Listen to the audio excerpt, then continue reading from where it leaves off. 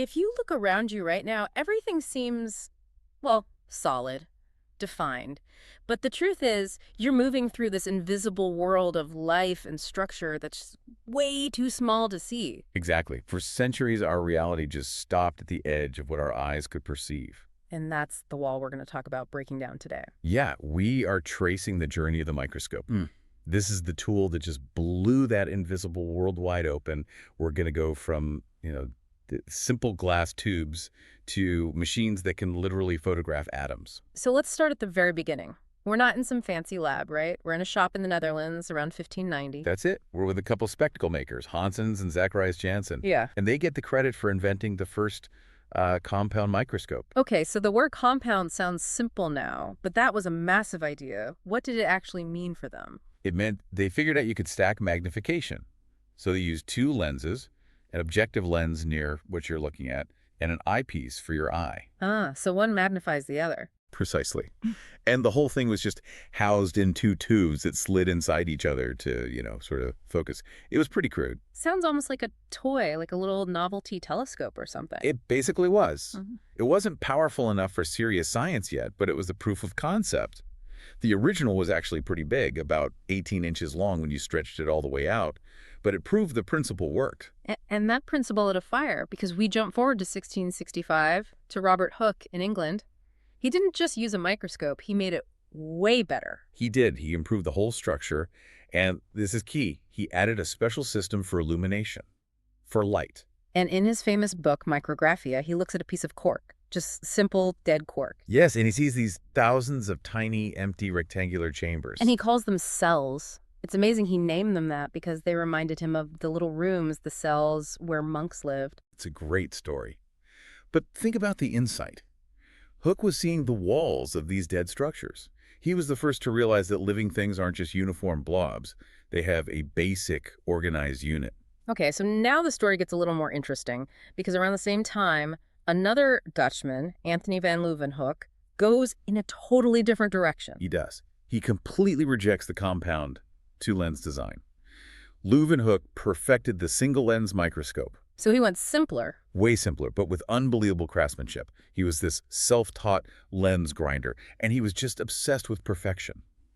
His scopes were tiny handheld things, but that one single lens was so flawless. That it was actually better than the more complicated ones. Much better. He got way higher clarity and could magnify things up to 270 times. That just blew Hooke's scope out of the water. And that clarity led to maybe the biggest aha moment in early biology. Oh, absolutely. Leeuwenhoek looks at everything, pond, water, rain, gunk from his own teeth. And he becomes the first human being to see bacteria and protozoa. He called them animalcules, little animals, because he could see them swimming around. That is a huge leap. So Hooke showed us things are made of units, but Leeuwenhoek showed us that those units are full of invisible, moving life. And he saw blood cells moving through tiny capillaries. He described sperm cells.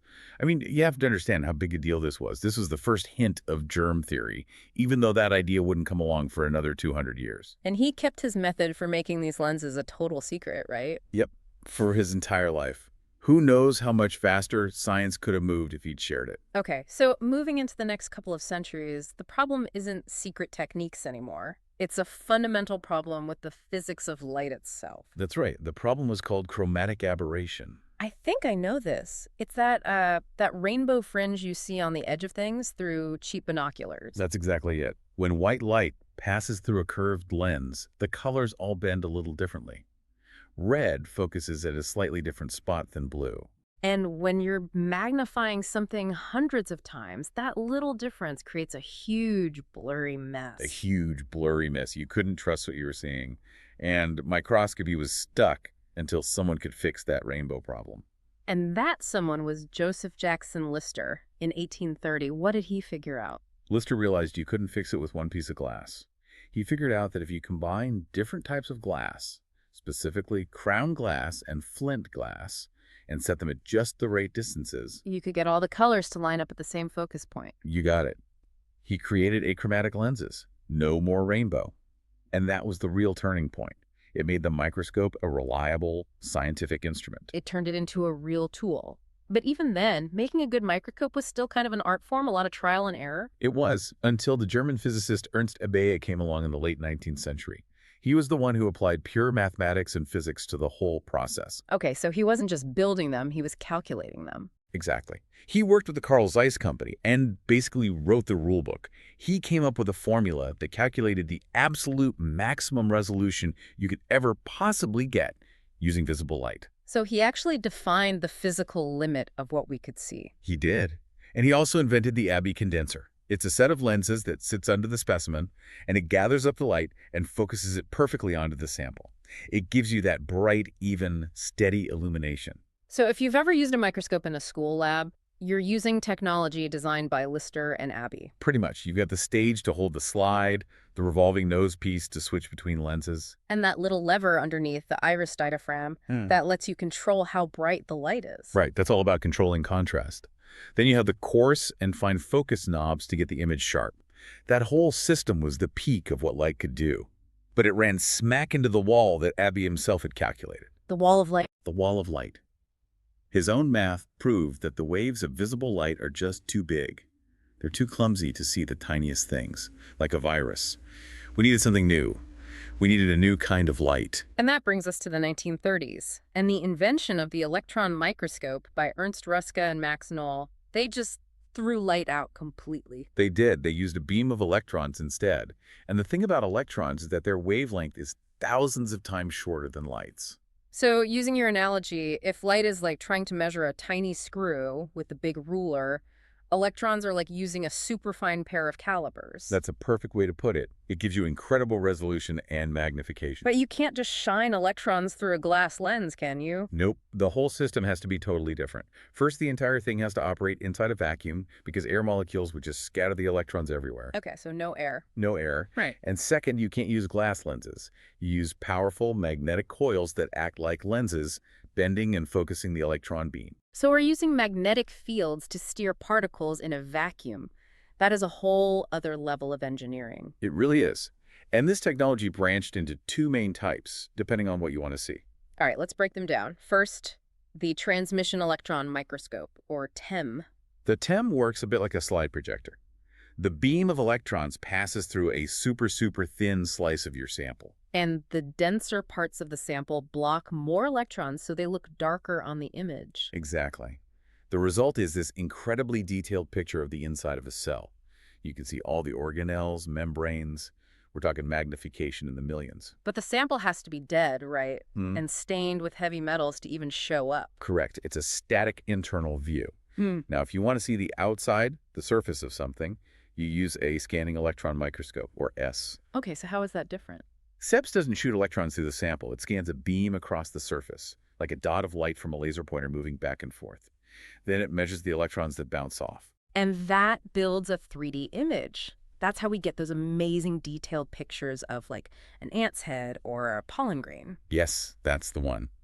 The images have incredible depth and texture, but for it to work, the sample has to be coated in a very thin layer of metal, usually gold. Wow. From seeing an empty box and a piece of cork to seeing the golden surface of a dust mite. But it didn't stop there. We've moved into imaging things that are alive. We have, and that's where techniques like fluorescence microscopy are so powerful. It's all about studying living cells in real time. How does that work without killing them? Well, instead of staining everything, you use special chemical tags called fluorophores. And these are dyes that glow. They glow very brightly, but only when you hit them with a specific color of light. So you can attach these glowing tags to just one specific thing you want to see, say a single protein, and it will light up like a beacon against a dark background. I see. So you can actually watch that specific protein move around inside a living cell. You can track it. You can watch how a cancer cell moves or how an immune cell attacks a virus. It turned biology from a series of still pictures into a movie. And of course, computers have completely changed the game. We're not just looking through an eyepiece anymore. Not at all. High-resolution cameras capture everything, and the software does amazing things. There's a process called deconvolution. Okay, what's that? Well, when you look at a thick sample, you get a lot of out-of-focus light from the layers above and below what you're trying to see, which makes everything blurry. Deconvolution is a clever algorithm that mathematically subtracts all that blur. So it digitally sharpens the image, creating a clean 3D model. A crystal clear 3D model. And now we even have AI coming into the picture. Hmm. It can automatically identify different types of cells or track thousands of them at once. It just automates the discovery process. The pace of this is just incredible. So what's next? What are the future frontiers? We're already there, in some ways. Things like super-resolution microscopy use clever tricks with lasers to see things even smaller than the old light limit. You can literally watch single molecules interacting inside a living cell. That's mind-blowing. What about more practical uses? There are portable microscopes now that can attach to a smartphone. You can take them out into a remote village and diagnose diseases on the spot without needing a huge lab. And the really cutting-edge stuff. That would be cryo-electron microscopy, or cryo-EM. This won a Nobel Prize recently. What does it do? It lets scientists flash freeze biological molecules, like proteins, in their natural watery state. Then they use an electron microscope to figure out their exact 3D atomic structure. We're seeing the machinery of life as it actually is. It's just amazing to think that a journey that started with 2 glass lenses in a tube now lets us map the atoms of an enzyme. The real story is the shift in thinking. We went from just proving tiny things exist to seeing them live, to building tools to see them reliably, and now we're manipulating physics and computers to watch life happen at the molecular level. It really makes you wonder, doesn't it? If the last 400 years have been about seeing this invisible world, what are we still completely blind to today? What's the next great tool going to reveal? Good luck with your study.